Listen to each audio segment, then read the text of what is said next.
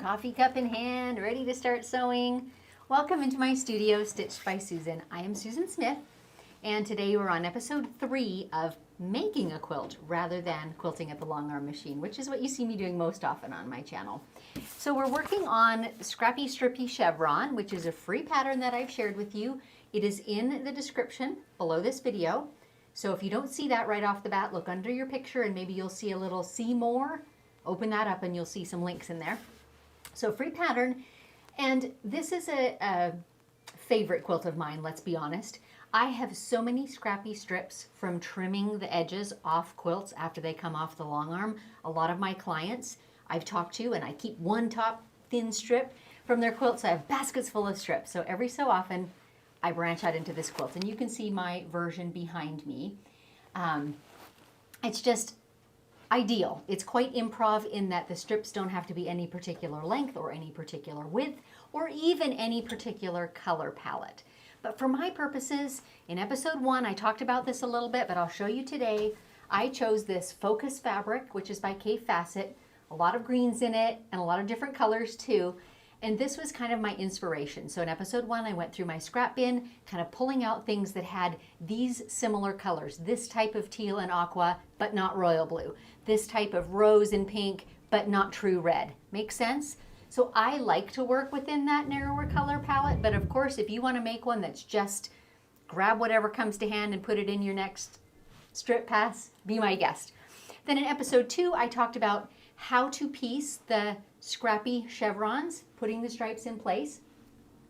And today we're going to be working on piecing the bits all together to make long strips and then sewing it together in the quilt.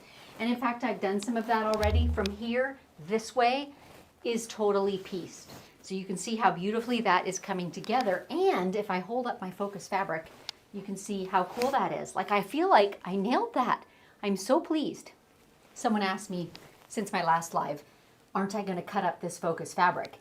And I talked to you guys last time and said I decided not to because I want to take some photographs with this and kind of show how that Focus fabric works.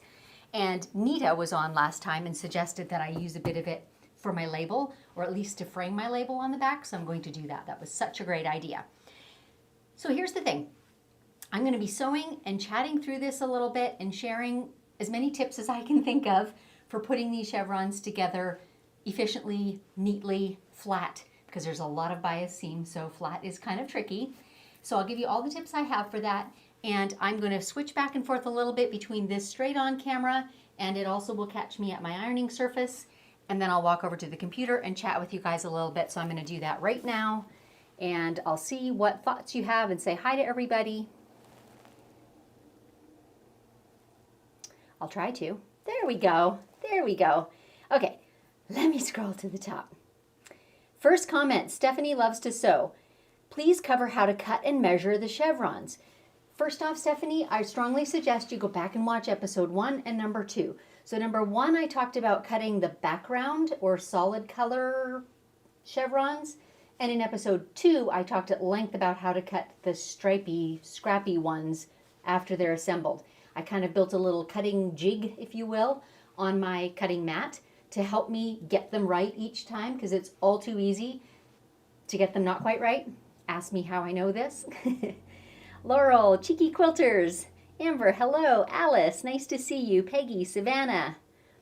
Super. Laurel is saying, and I'll put some of these up, I definitely do not have enough scraps to do anything but full color palette random. Go for it. Whatever you love, absolutely do, or whatever you have scraps for, absolutely do.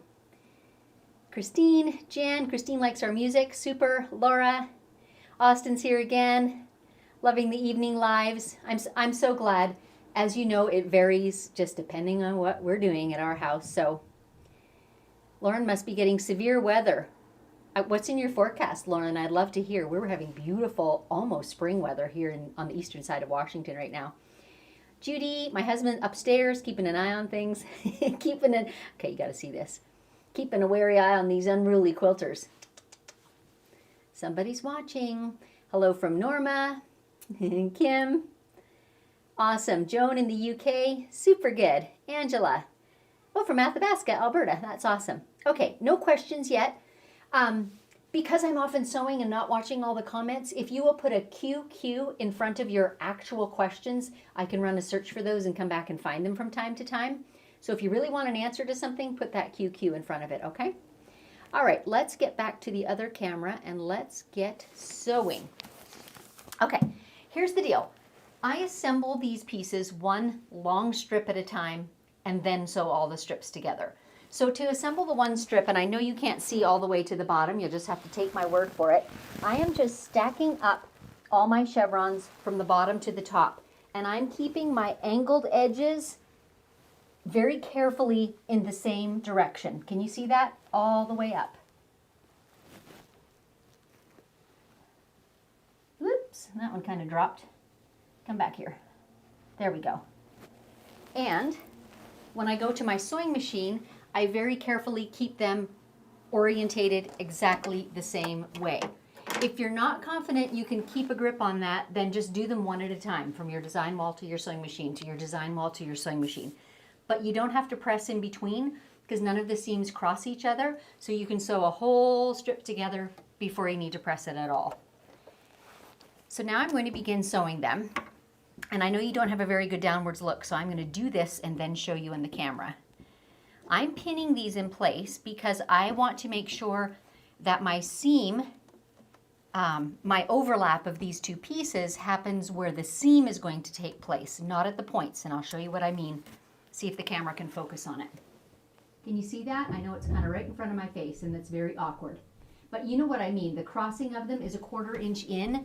Instead of the tips matching, they're a little bit offset so that where I am starting my seam, that's where they match. That's exactly what I want to happen. And from there, it's just rinse and repeat. I like to keep my little seam ripper handy. I use it as a stiletto to feed things under the presser foot, because there are a lot of seams that I'm stitching over, and especially when the seams are facing up, that works much better than your finger for feeding things gently under the presser foot. And I just put a pin either beginning and end, or even sometimes just end, so that those bias edges cannot shift on me while I'm sewing. That's really important. And I cut pretty darn carefully, so they fit. Those 1/4 inch mouse ears, whatever you want to call them, they cross over and fit quite perfectly. And so the pin is just to hold it in place so that it stays perfect and doesn't shift while I'm working my way down the seam. So yes, indeed, I'm going to just match them up at the end, put a pin in, and then start sewing at the beginning. And I'm using my little leader ender as I have in every sewing session. I really like to do that so that I don't get a thread nest and my fabric doesn't pull down into the feed dogs when I start a seam. All of that helps to get a more accurate and even seam with no wider or skinnier bits.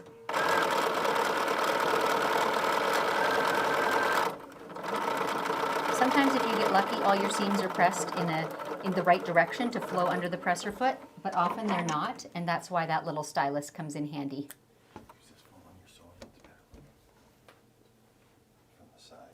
Okay, Mr. Producer is saying, use the other camera when I'm sewing. So let's do that.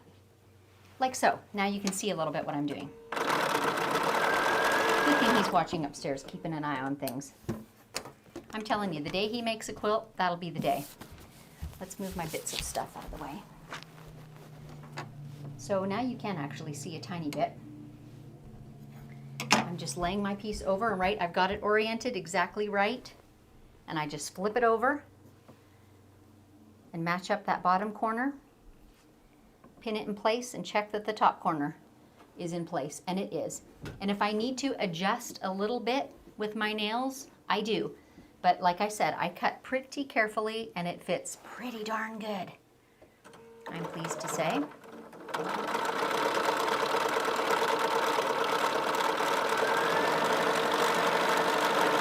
So I'm curious, what are you guys working on tonight? Are you sewing something also? Are you doing this quilt? Working on it? Working on another quilt? when we were sewing last time, I think it was Saturday evening I did the last live, and Diane, who I haven't seen here yet tonight, Diane said to me, "Seems like your sewing machine is louder than she ought to be." And I kind of poo-pooed it. I was like, I just put a drop of oil in there. It'll be okay. But anyway, I promised that I would do a thorough cleaning, and in fact I did.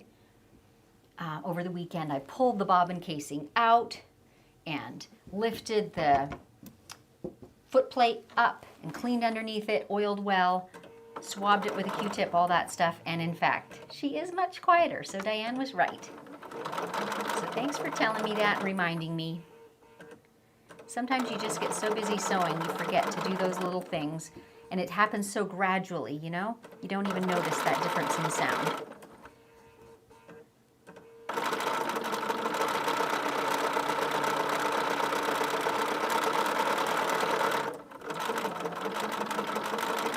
Please don't have a heart attack. I am indeed sewing over pins. I have done it my whole life. I use fine pins. It's not generally an issue for me, and I sew slowly over them, as you can see. I'm not prepared to change at this point in my life.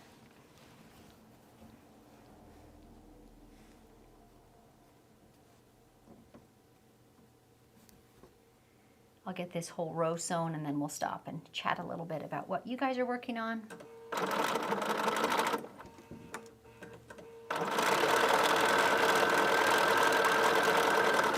As I have each time, I am sewing standing up. You've probably noticed that. Stitch House out of Dallas, Texas was kind enough to gift me this lovely sewing machine table. It is by Horn of America, and I love it. I can raise and lower it. It's at its highest point right now, which is about a perfect height for me to sew standing. And I really like sewing standing up. Before I had this table, I had a little kind of tool bench type table that came from the hardware store that raised and lowered, just because I like sewing standing up. So much better than sitting down.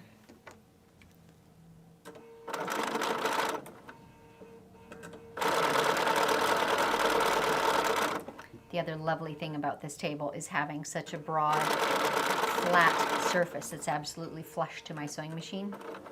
I do not take that for granted. I love it. I also have a little 301 Singer sewing machine that I use quite a bit, and that's my one regret on it, is it's not in a cabinet.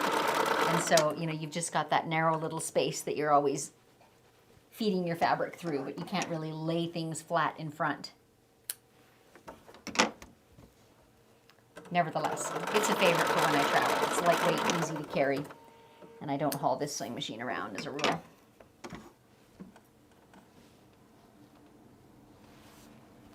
A few more pieces, 4 or 5, then we'll stop and have a good chat.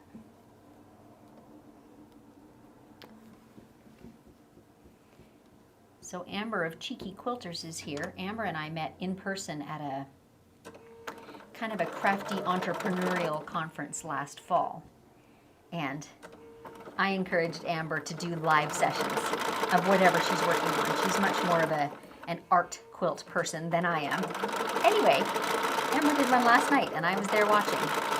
So go Amber.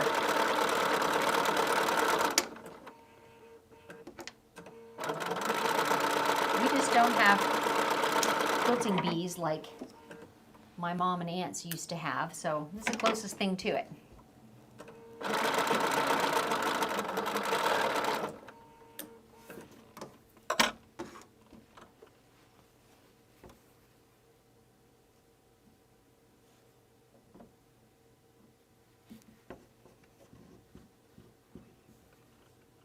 I should mention too, I did in my email that went out last night giving you today's details, but in case you didn't get that email, we are doing a draw for free quilting of a Scrappy Strippy Chevron quilt for some lucky winner, and we'll be drawing by the end of March. So it's not a contest with absolutely concrete details. I just have not put that much time into developing it, but it kind of goes this way. You have to have gotten the pattern from me, because I can see all those email addresses, so all those people are eligible for the draw. and then you have to send us a picture showing that you're well underway actually making the quilt. So you can send that one photo at any time to support@StitchedBySusan.com. And from the people that submit that picture, we will draw a winner. And I think my only stipulation at this moment, I can't remember the number, but like I'm not going to do a king-sized quilt for you, but any like lap to twin size, I would be happy to do complimentary quilting for someone. And I'll even try to set it up as like a live and unscripted episode, and then everyone can see the quilting too. It's probably that or mine, not likely both. I don't usually do two quilts that are identical, but who knows?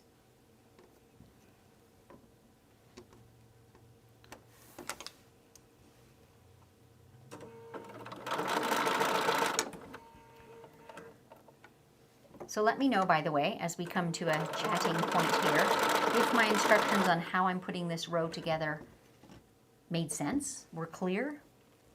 And then after we get this one made and pressed, we'll sew 2 long rows together, and you can see that process.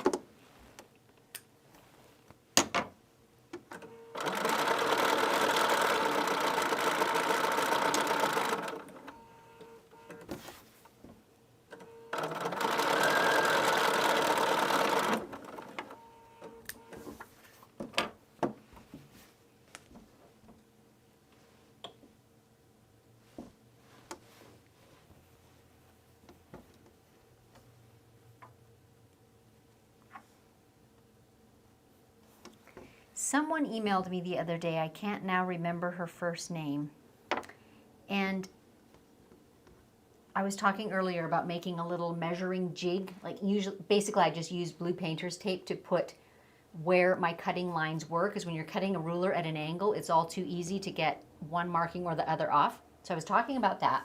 So she emailed me and said, oops, she got one of them off by ½ inch and what to do next. So I've been thinking about that since. So if that happens to one of you, you have to decide how good you are with winging it. But if it was me, I would cut them all down by that ½ inch, right? So if it was supposed to be a 6½ inch piece and you cut it at 6, then I would cut it 6 all the way across, and I would just adjust the pattern for that. So simply assemble the rows like I'm doing today and maybe add another row on the bottom if you think it's too short. That's all I would do with that. This is a super forgiving pattern. And let's be honest, I didn't write it as a super detailed pattern. You still have to figure some things out for yourself, but you could still use that graph and that grid. Just everything would be a ½ inch smaller, including the background pieces. It would be a ½ inch shorter, not necessarily a ½ inch narrower.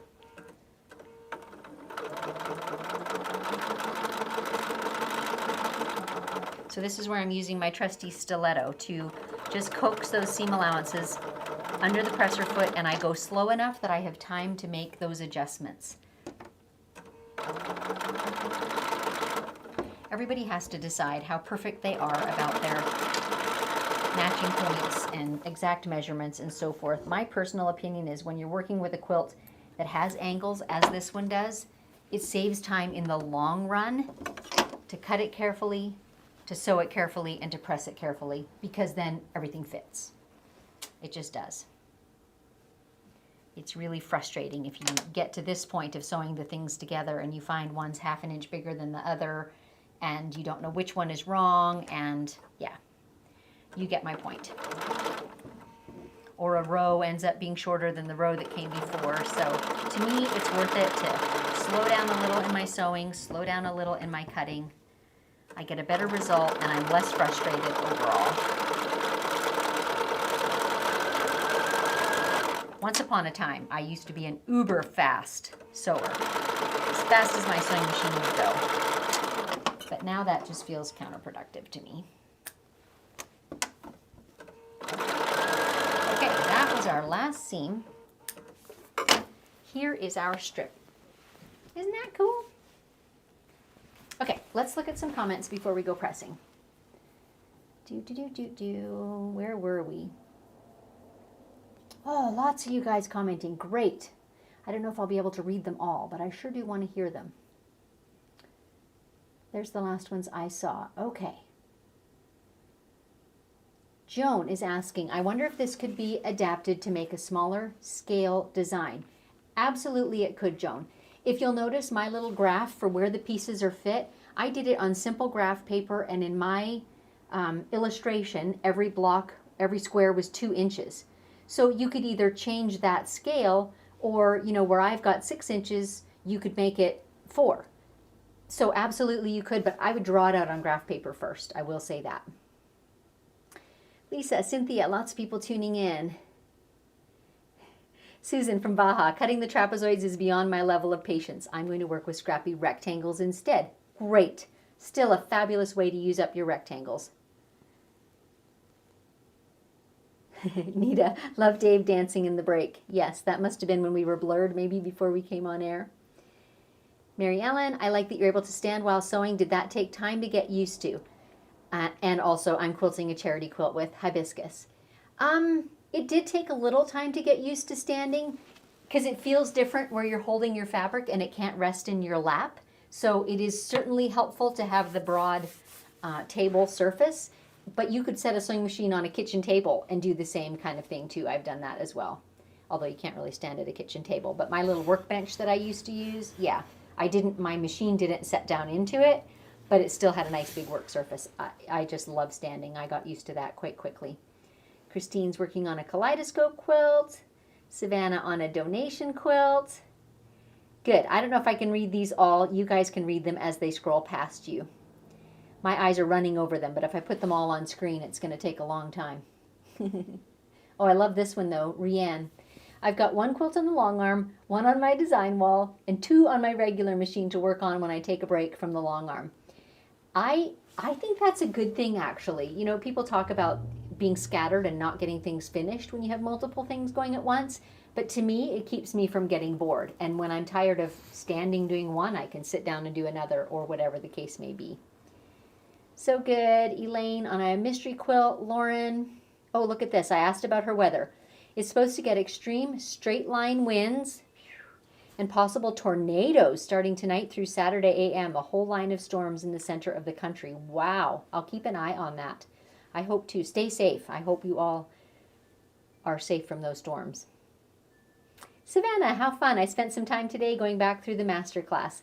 And the masterclass would be my free motion quilting masterclass, which is the type of designs you see me quilting on my YouTube channel typically.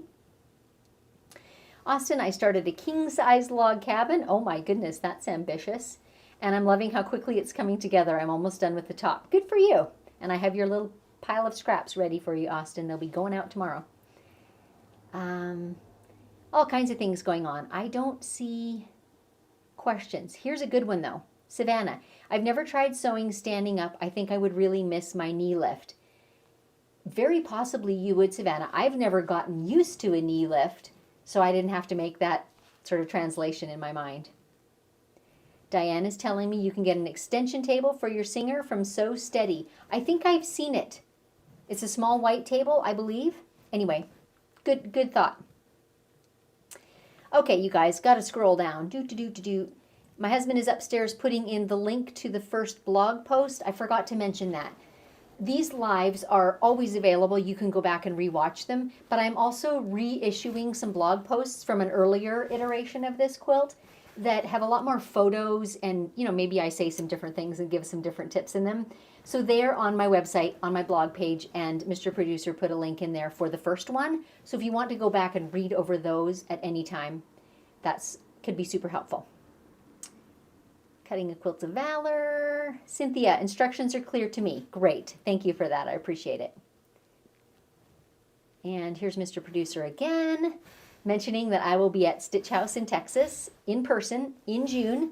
And I believe they've already got it on their class calendar, so you can sign up for that class. I will be teaching things that have to do with long arm quilting. There are several different classes going on for a 2-day period. That is the shop that gave me this sewing machine table, and I go there and teach a few times a year.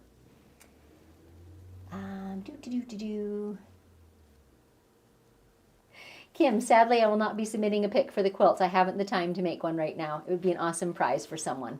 Well, thank you. And I may do this again sometime too. I thought it would be fun to do right now while we're sewing this together. Lauren is saying, Savannah, I took the idea from the fabric like Susan did for this quilt and used it to pick my fabrics. Oh, I love this one. Lisa, all those colors together, I thought your quilt was going to be way too busy, but your bright colors are coming together so beautifully. It reminds me to sometimes step out of my comfort zone. I would have to say that was true for me the first time I made a quilt like this too. This is probably my 5th or 6th. It was a bit of a revelation to see how well they all played together. For me, because I don't feel like I naturally have an eye for blending fabrics, that focus fabric is a game changer because it's pre-thought out for me. So all the shades that are in that focus fabric, if I like that fabric, I'm most likely going to like the combination as well. It really helps for me. Donna, it's calming to hear you sew while I play Rip It. We all know what she's doing. So good. Judy, if I do a flange binding on a quilt, how wide would you do each piece? Normally I do 2.5 inches wide. I honestly can't tell you off the top of my head, Judy. You have to know what it will be folded in half, and one of them's got to be a 1/4 inch more. I think that's right.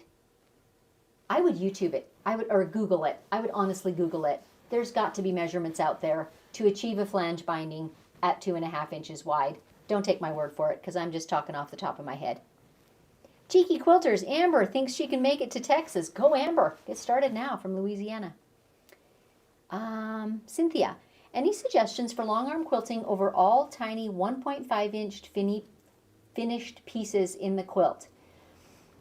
I have to say, Cynthia, I would tend toward a smaller scale design because I think it would suit the smaller pieces. So I wouldn't have something that's got giant 3-inch somethings, spaces, unquilted for sure. I would go for something on a tighter, smaller scale. It could be floral. It could be geometric, like interlocking diamonds. It could be any number of things, crazy eights. But I would keep it to that smaller scale to suit the scale of that piecing, just off the top of my head. And you ladies that are apologizing for being late, there's no late, just come on in. I will give you a quick rundown of what I'm doing though, which I threw on the floor.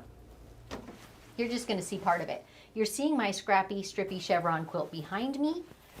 This is a pattern that I kind of adapted from some free ones that are out there on the internet and chose my own sizes and kind of randomized the chevrons. And tonight we're working on sewing the pieces together into strips and then into the quilt as a whole. So you can see this portion over here is all together.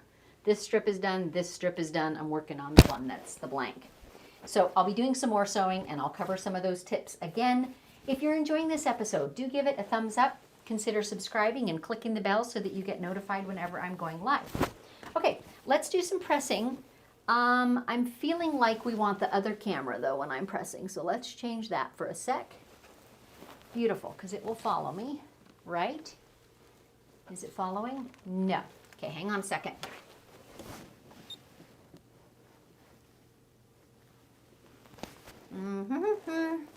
My arm is not quite long enough. There we go. Now it'll follow me. Okay. Got my trusty Laura Steyer iron. Whew. The sauna is on. Now I do this in kind of 2 parts. I want to press all my seam allowances toward the gray. It lays flatter that way. These multiple seams, if I press them back on themselves, that gets quite bulky. So I'm going to press everything toward the gray, toward the gray, toward the gray.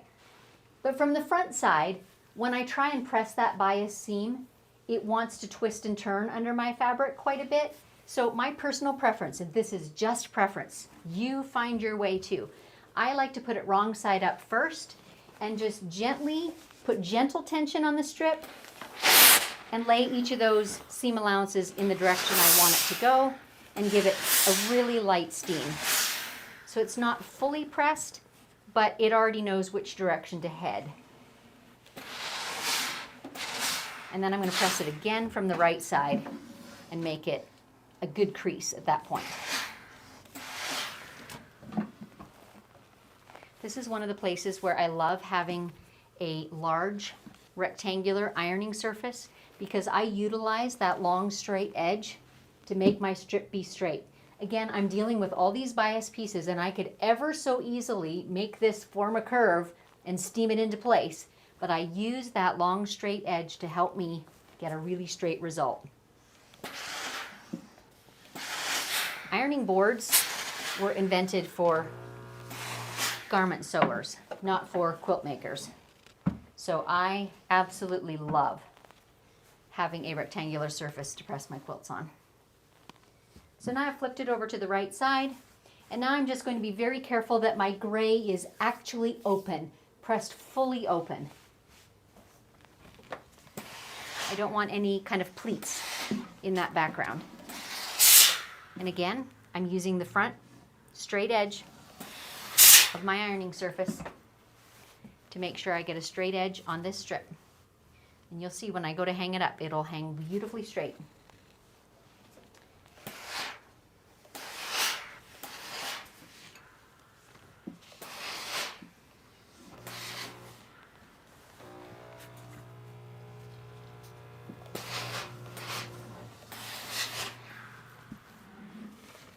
In case you can't tell, I am a steamer. Even before I had my Laura Star iron, I am a steamer.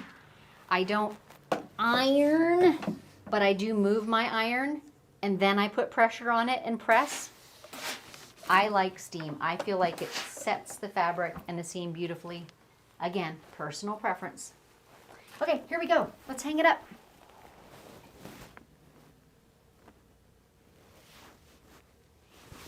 There it is. Okay, let's leave that one hang for the moment, and we'll sew a couple of long strips together. I prefer when I'm assembling a quilt, I tend to do it in chunks instead of always adding one more, and this gets really, really big. I usually do it in 1 or 2 or 3 big extra chunks. So that's what we're going to do. We're going to take these two and put them together. So right sides together. Here's the beauty. All those seams, because we ironed every one toward the gray, they nest perfectly. So I simply start at the top with nesting the top one and start sewing. And then as I sew, when I pass this first seam allowance, I'll nest the next one. Head toward it, and as I come to it, nest the next one with a pin, right? That's all I do for sewing this long, long seam. And the result is so good. And it does not matter to me if the end of it doesn't match perfectly. In fact, it doesn't. If you remember from the cutting session the first time, I mentioned that you want to leave those extra long. They'll get trimmed up later. That is definitely true. I'm having trouble getting this first one to stay in place. I might have to put a pin in it. Isn't that the Bolt movie? Put a pin in it. I'm going to change cameras here. Just give me 1 second to get this started. All right, let's change cameras so you can see what I'm doing. There we go. Hang on to that little leader ender, spider, whatever you want to call him.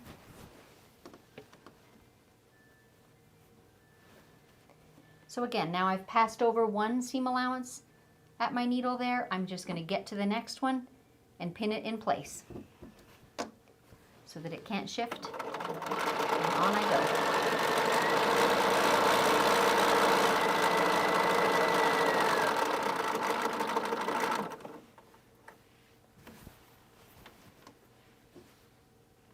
go. Oops. Hang on, drop that pin. That's what I get for holding it in my mouth, even so briefly. There it is. Got it.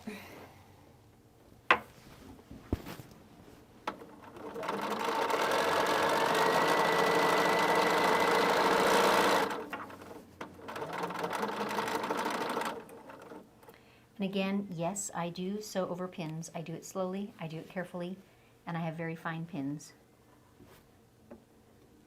My mother did it before me, and I've just continued the tradition.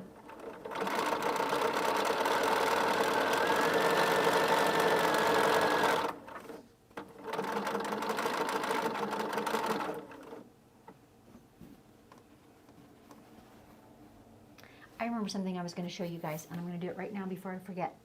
When I was at QuiltCon, I found this amazing thread holder. Can you even see that? If you're on a big enough screen, you can. with the houndstooth in it. I am so partial to houndstooth, and I am loving this at my sewing machine. I tend to use, when I'm doing bindings particularly, I tend to use my polyester quilting threads simply because I have it in so many colors. I've got a shade to match every binding I could ever want. But I have it in giant big cones, which won't fit on my sewing machine, right? So I'm always kind of jerry-rigging how that thread feeds into my machine, and every so often I get a tangle and a rat's nest. So I was so tickled to find this lovely thread holder. It's made by Modern American Vintage, and I think I put a link for that in the description too. But for sure, last week we released a bonus podcast episode that was a bunch of short interview clips from QuiltCon, and one of them was Chris of Modern American Vintage talking about his gorgeous wood quilting tools. They are just pieces of art, seriously. Maybe some of you have them already. It's not new on the quilting horizon, but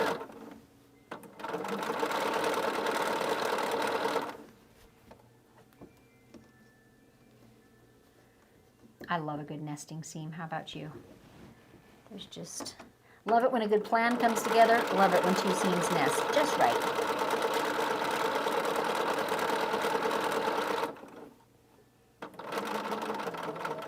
Again, I've got my little stylus in hand whenever, you know, something needs a tiny bit of easing. That is my best tool.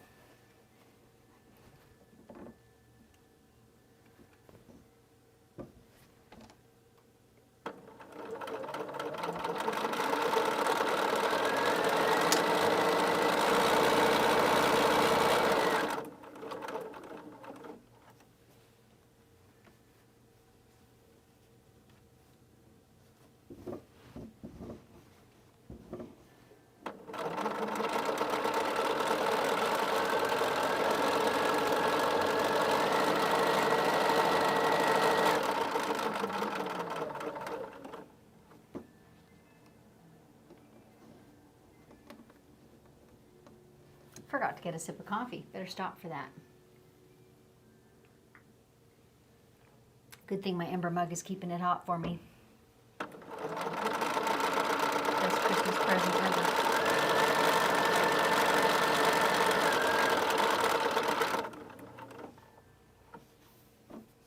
And here we are at the end of the quilt, and again, can you see that there? My ends don't quite match up, and I'm not worried about that. And I'm certainly not easing them together. I'm just letting the longer one hang off the end, and it will get trimmed up a little later.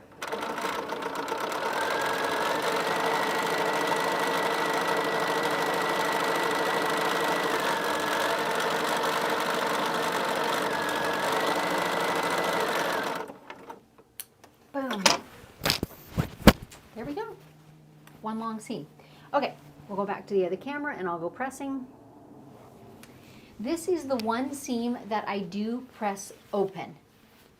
It's the only seam in this whole quilt that I press open. In general, I'm a side presser because it's faster and I like having a ditch to stitch in. But these intersections do get fairly bulky if everything is pressed to one side. So I just made the decision to go ahead and press this one seam open. So that takes a little minute, but it sure does lay nice and flat. I've already decided that I'm going to quilt this with parallel lines, and they're going to run top to bottom, right? So again, I like the idea of not having that bulky seam allowance to try and quilt over when I'm trying to get a line of stitching to lay straight.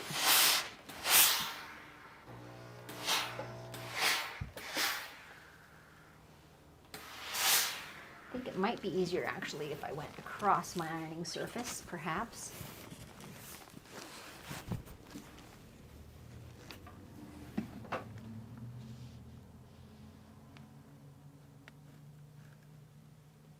Again, I just gently rest my iron. I am moving it, but it's just ever so gently to get the seam open, and then once I've got a bit open, then I put some pressure and some steam.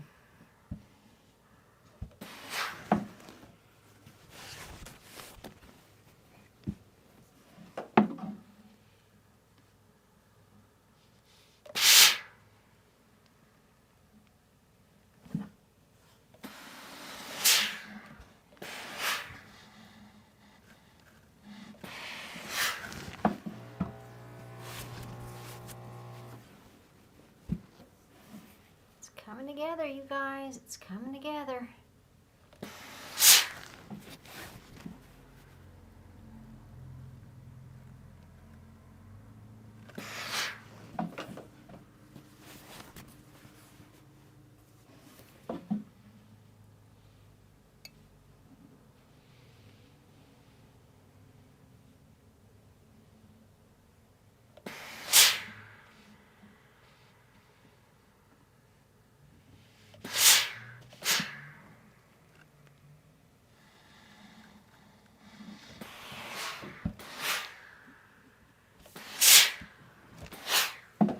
All right. Doesn't that look nice? Those little seams that nest, they just match perfectly with hardly any effort on my part. Even the pins I put in, like that was so minimal. And here's where it goes next.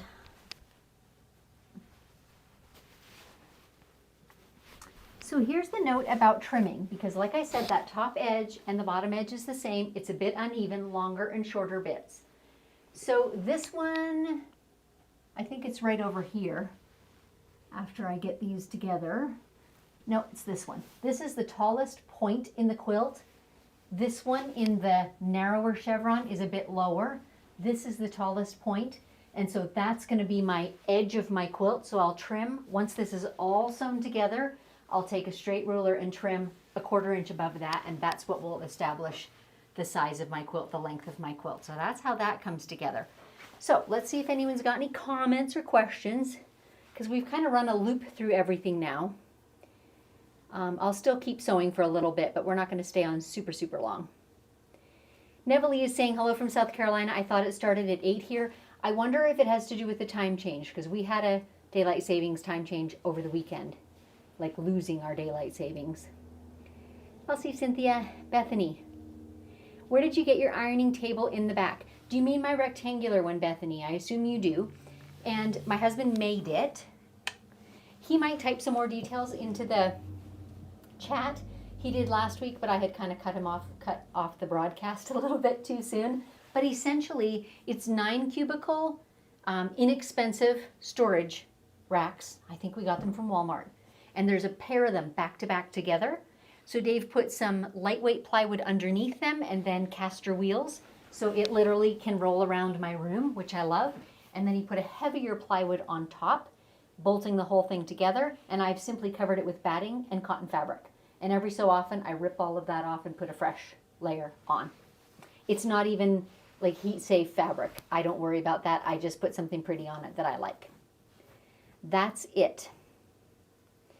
Savannah, yikes, that was a lot of steam. Totally. The Laura Star system, that's kind of what they're all about. It's this ultra fine steam and a lot of it. Like seriously, it could be a sauna. This is what freaks people out, though. It's not super hot, so watch this. I can do that with no worry about steaming my hand or scorching fabric. I love that. Laurel, I always have several quilting projects on the go. I thought this was just quilters ADHD. No, I think it's just quilters enjoying lots of things and wanting to do them. Savannah, I'm a big fan of starch, all about what works for folks. I agree completely. In episode 1, I talked about that because there are so many bias edges in this quilt. If you're a beginner quilter or if you struggle with getting things to line up, starch would be a great aid for helping keep these bias edges, in place.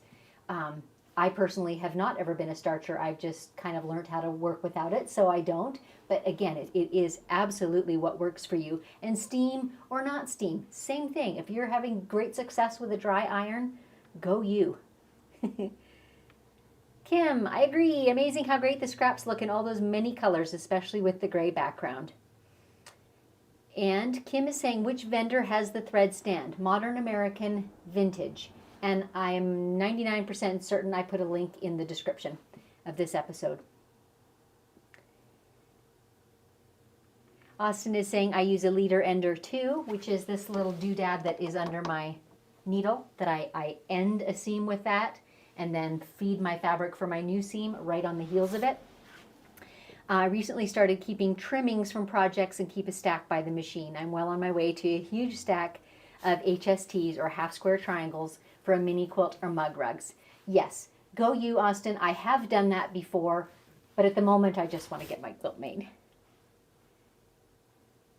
Savannah, I looked into the amber mug for my husband for Christmas. The price scared me off, though. Bet you love it. The price scared me off, too, but my kids. Generous kids. Elsie, can I still get the pattern? Yes, absolutely. There's a link again in the description of all of the episodes and in the blog posts. Like, it's sprinkled everywhere that it's always been a free pattern. It will continue to be a free pattern. Absolutely, you can. Okay. Oh, good. Lots of people are answering you. Great. Thank you, you guys. Here's a fun one. Neville, thanks to your tutorial on all over feathers, I quilted 2 whole cloth charity quilts in all feathers today. Yay! I'm so happy to hear that. Linda is asking, why are you using the starter ender? Can't you just start the next seam as the ender? I could, Linda, except when I've got them all laying in a stack and I want to put number 2 on number 3 and then number 3 on 2, 4 on 3, 5 on 4, I can't get back to the beginning, right? So it works if you're doing multiple pieces and strip piecing. It doesn't work for me when I'm doing these long strips together because I want to do them exactly in order or I would lose track of what is where. So in that case, I do the leader ender between them. Betty, I just got my Laura Star iron today. Can't wait to use it after your live. Super. I hope you love it. I hope you love it. And Savannah's got a great tip here. She made her ironing station with a kitchen cart as the base with wood and a wool mat over the entire surface. So clearly there's many ways to do this, right? But don't you love, Savannah, having a rectangular surface with straight edges that you can line things up to, square a block up, straighten a strip up as we did tonight? So good. Kim, at least you're honest. Kudos to you, Dave. Love that table for ironing. Unfortunately, I cover all of my horizontal surfaces with piles of stuff. You know, I kind of do too, Kim, but I'm forced to clean it off on the regular because of episodes like this. And Dave gave, I'll show you what it looks like, but you can scroll through the comments if you want to read the details about my ironing surface, okay? Excuse me, just a second.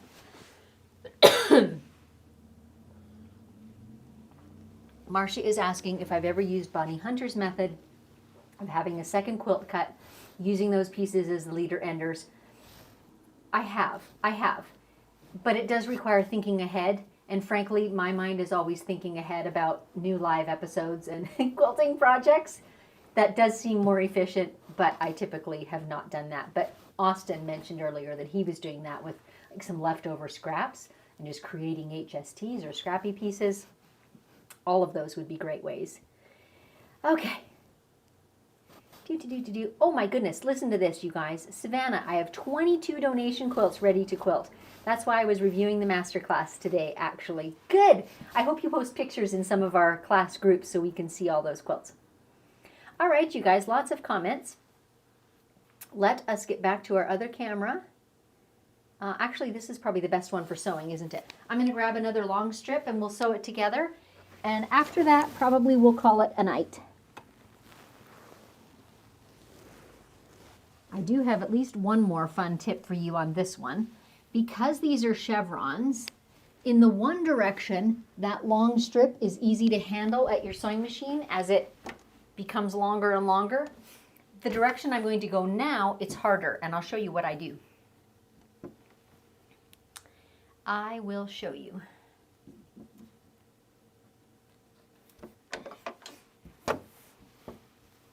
So again, I'm pinning the end of my seam. Gosh, I can't get two of them in my hand. I'm pinning the bottom end so that it stays in place, and the top end, I just organize and feed under that presser foot to begin with. But you certainly could pin beginning and end if you want to. My little stiletto.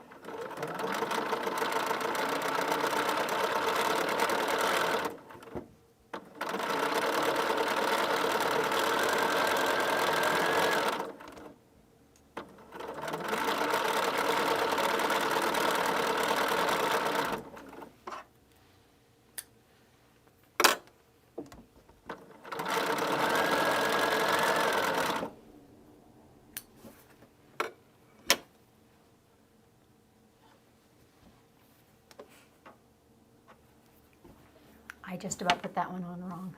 Whew. If in doubt, lay them out, right? And then put them back on there.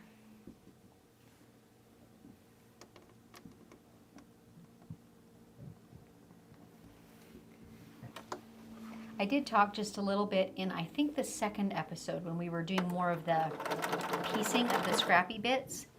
I talked a little about how some of the fabrics that I had put in my group, my thread is not feeding evenly. Hang on a sec. I'm just going to rethread. I'll come back to that topic. Bear with me. I had this happen earlier today. If any of you know the reason, tell me.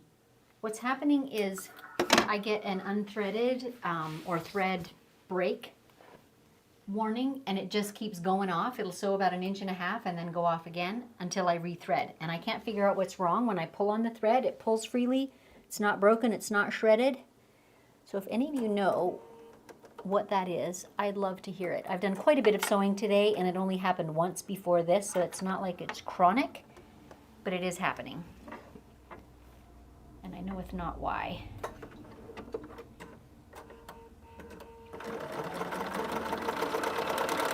Let's make sure we're sewing before I get back on the topic.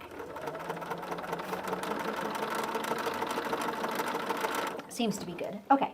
I was starting to say, in light of the few comments that are, love the fabric choices, love how all the variety comes together, I was talking in episode 2 about a couple fabrics I had initially thrown into the mix from my scrap bins that after I used them in a couple places felt too dark. And so I undid a couple of them that had big pieces, but not very many. Mostly what I did is just pulled the rest of the strips out of the mix so there wouldn't be more of them. I'll point them out to you here, and then you'll know what I'm talking about. It is this one right here. It's a deep rust color, which really is not in my focus fabric. Can you see it on camera ever so slightly? So there were some bigger ones on the end of the bigger chunks, and I took, I think, 2 of those off. Just there would be less of it. And so now there's just a couple left. And there was a super dark teal as well. And it just felt too dark for that feeling I was trying to achieve with my focus fabric. So out they went. So here's how I start dealing with this end that's going to hang down here, right, and pull on my sewing, is I just start flipping it up so that all I see here is my seam allowance that I need to work on. And you'll see more and more of this as I go. I'll just fold it up and fold it up and fold it up, because it really helps to sew a nice straight even seam if you don't have drag pulling on it. And I keep looking at my computer camera, and I should be looking at you guys' camera. It's hard to remember all these things when you're live, isn't it? Trust me, it is.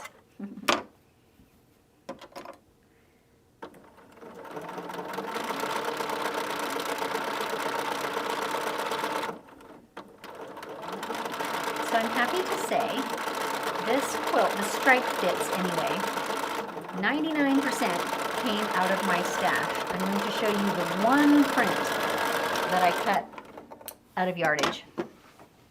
It's this one right here. Just because I particularly love that purple color, and it is in the flowers in my focus fabric, because I love that color so much, I just wanted to inject a little more of it. So I cut 2 strips with the fabric. That's all. Everything else came out of those scrappy bins. So I'm quite proud of that. A few of you have asked about yardage for the background fabric. I did not have that on the pattern. And of course, the first night when I was talking about it, I hadn't cut mine yet, so I didn't know what to tell you. But I now have a better idea, so I'll give it to you here. And I'm going to go back and edit that pattern too, eventually. What I did on the gray is I cut 4 6.5 inch by width of fabric, and then cut all my trapezoids out of that. And I cut 5 8.5 by width of fabric.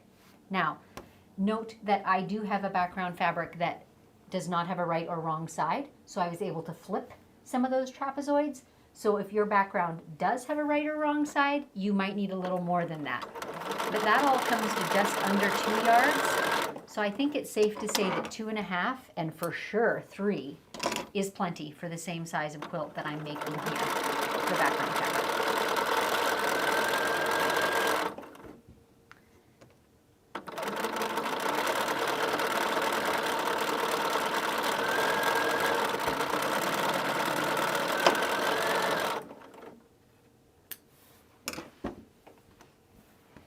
quick peek if someone has an answer on why my sewing machine keeps giving me the broken thread notification.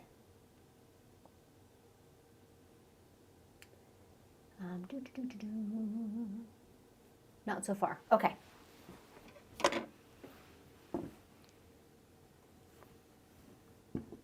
So this sewing machine is relatively new to me, and I actually don't own it. It's a loaner from Bernina, and I've had it just over 2 years. But I don't do as much sewing as I once did, right? So there are still tons of things about it that I don't know. So I value when you guys chime in, like Diane did last week, and say, oh hey, it's a little noisier than it ought to be. Do some cleaning, do some oiling. And if you didn't hear me say it, Diane, I know you're in here now, so yep, I did, and yes, it does sound better. Again, if you're enjoying this episode, do give a thumbs up. Leave some comments and some love, and consider joining my newsletter if you want to see what upcoming live projects are. Typically on these live and unscripted episodes, I am quilting at the long arm machine, so it's a bit of an anomaly for me to be sewing, but I do love sewing also, so I thought it would be fun to share this project. And you see again how I'm just continuing to flip up the tail so that I don't have any drag pulling on my seam that I'm sewing. Makes it so much easier to keep things lined up.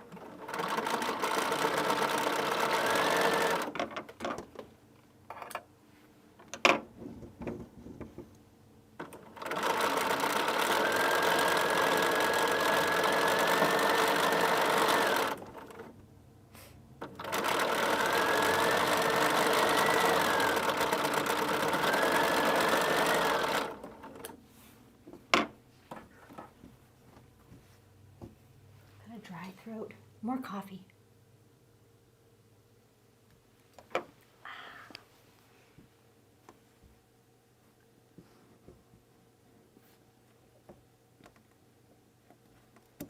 I gotta tell you guys a funny story.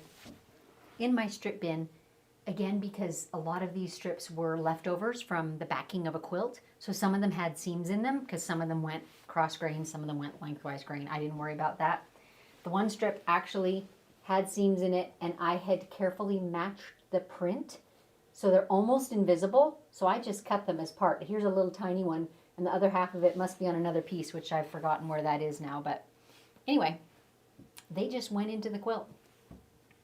I don't know about you, but I've had to do that sometimes when I didn't have quite enough fabric, or I made a mistake in my cutting or whatever, and you get a little seam in there where it wasn't ever intended to be. I think that's perfectly acceptable on a quilt. Adds to the charm.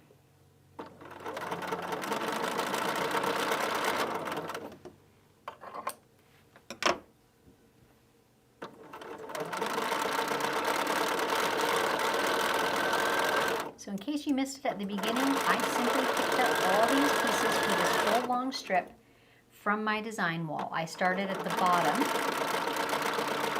and picked them up one at a time, so that when I came to my sewing machine, I'm starting sewing from the bottom of the strip. It doesn't really matter which way, you've just got to do them all the same way. And then I carefully came to my sewing machine, orienting that seam exactly the way that I'm going to flip them and sew them together. And I'm very careful not to shift them. And this is why I don't do another seam that comes later on. I stop, break thread, and do the next seam, because it's critical to get them together in the right order.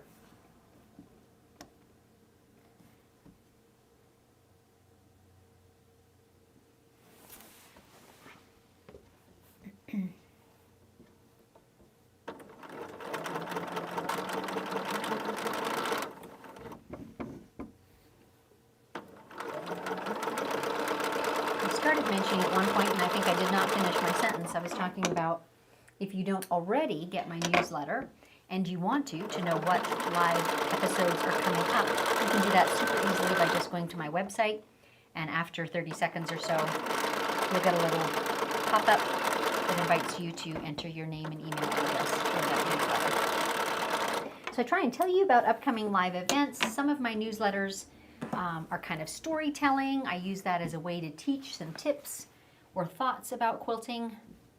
And free motion long arm quilting is typically my jam. I also love piecing quilts, but this is not what I do so much YouTube content around. This is kind of a special quilt. And I'm actually working on this week on the final edits for a new course that's coming out that is for machine quilters. Not long arm specific, but machine quilting. And I call it Machine Quilting for Beginners, everything you need to know to get started.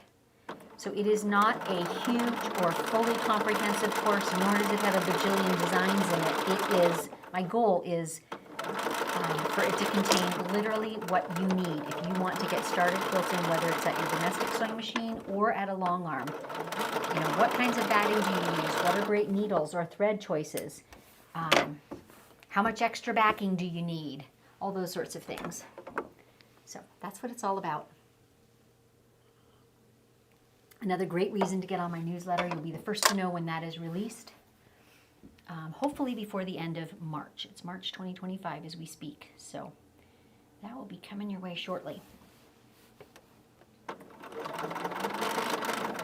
least a few of you in here are regular viewers. I sure appreciate you showing up. And some of you have been in my other classes and courses. So this will probably not be your speed of content, but it is great for someone who's just getting started and is a little bewildered at all the options out there.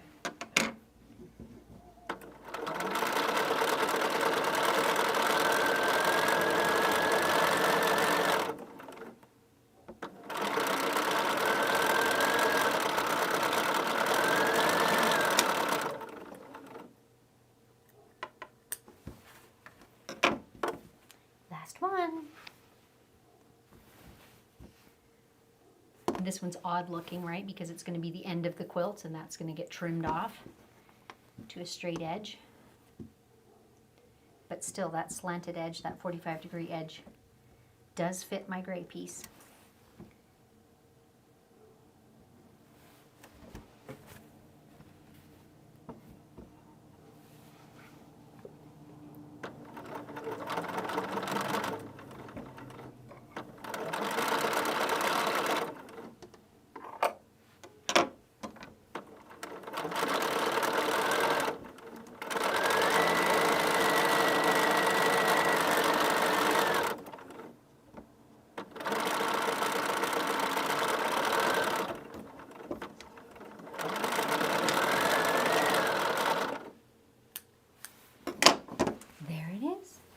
Okay, let's switch cameras and I'll get to pressing.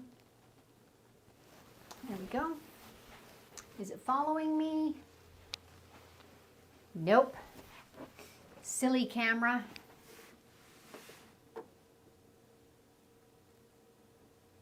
There we go.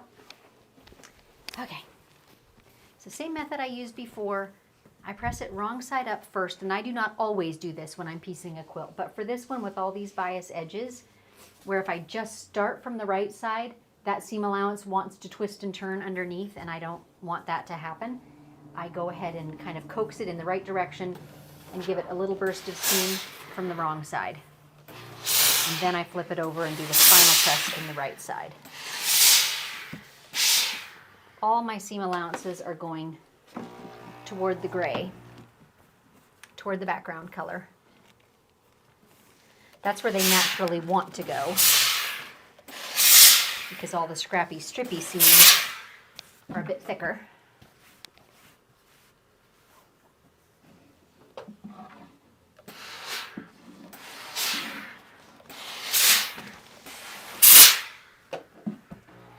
And over it goes. And you notice I'm not really keeping track of what's the top and what is the bottom. It's easy to figure it out because I'm going to want to match a print to the gray. And I've got opposite at the other end, and I'll show you when I get this done. It's pretty well impossible to put it up there wrong. So, if I was piecing another quilt, I'd probably be keeping track of which is the first row and which is the top of the row. Because it is easy to get turned around.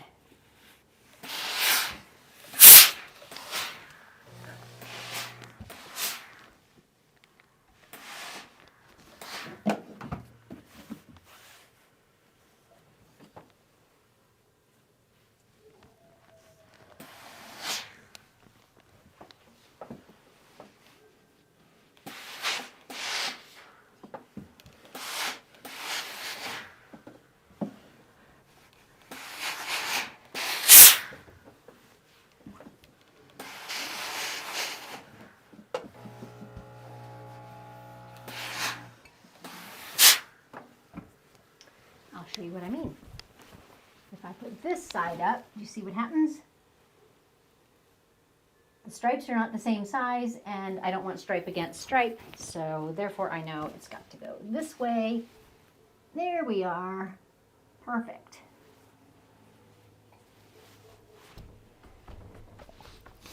Someone asked the other day, let's get back on the other camera for a sec. Do. Someone asked the other day, how do you get that to stick on the wall?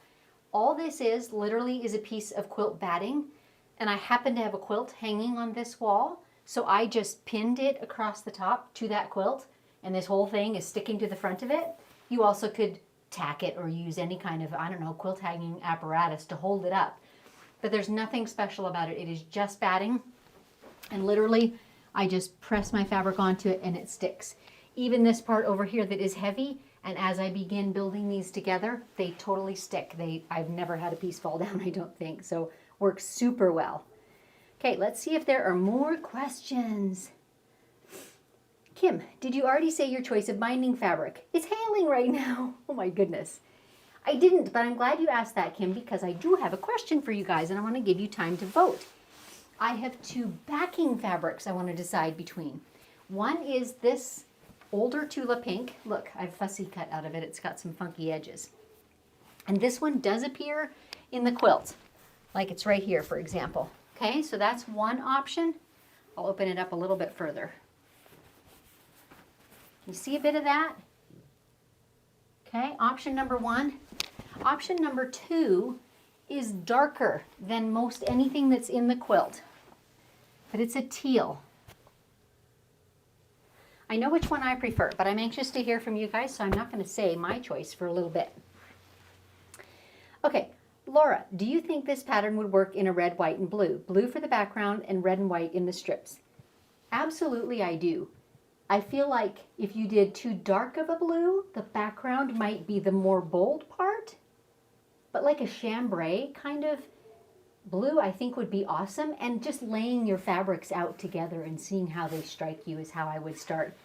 Like I said, I've done this 5 or 6 times, this pattern, with all different things, but one that I did that was interesting was for a rancher, so it was kind of cowboy style. I think I did a cream as the background. I don't know why. I should have gone with some sort of caramel or brown, but anyway, that's what I had. But all the prints were reds and browns and chambray blue and rope colors and stone, you know, gravel type prints and those sorts of things. So there wasn't a massive, there wasn't a narrow color theme or even a focus fabric, but they all had those kind of muted country tones and country type of prints. I've done one that was peach and green for a baby. So yeah, I think you can do anything that you like the look of together. That was a long answer to a short question. Jerry is answering my question about the thread sensor. Could be a piece of fuzz in front of the sensor in the bobbin, or the thread loops ever so slightly as it comes into the machine. Okay, good to know. I'm going to clean out that bobbin area again, and especially the bobbin casing, just to see. I will look for that. Bethany thinks it's because Berninas are divas. Maybe your tension coming off the thread stand needs to be changed. I can look for that too. It's funny, I've heard other people say Berninas are divas, but then again I've heard people say Genomes are divas, or this brand or that brand. My machine has worked like a son of a gun, and my long arm, I mean, I put it through its paces. Her name is Stella, and she is not a diva. She is a workhorse. So they're all different a little bit. Mary Ellen thinks the thread breaks, as you're mentioning, are related to the brand of thread. I don't think that's so in this case, because it does not happen typically. Do you know what I mean? It just started today and doesn't usually, and I use this thread regularly. So Betty is asking, which Bernina is this one? I am sewing on a 770 QE, which is the Quilter's Edition Plus. Got a huge throat space, has the stitch regulator apparatus and all those cool things.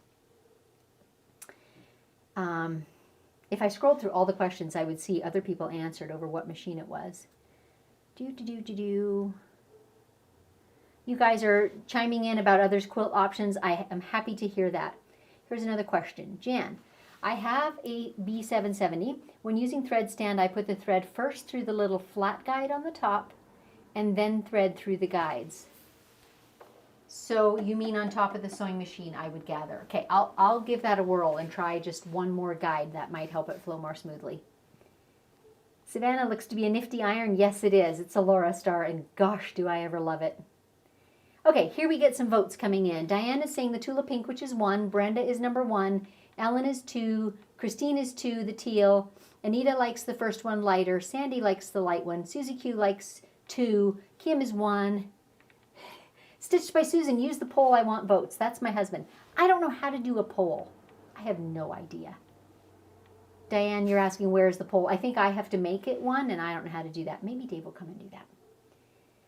Jean, I would use the lighter and also bind with it. If not enough for both, use the darker on the back, bind with the lighter. Oh, Dave is saying that the poll should show up in the chat. Okay, I don't know how. I don't know. I don't know, you guys. Some of you are chiming in about that, so I'll let you do that. Susie Q, my Bernina is a workhorse too. She'll do whatever I need her to, and I've put her through her paces with denim bags.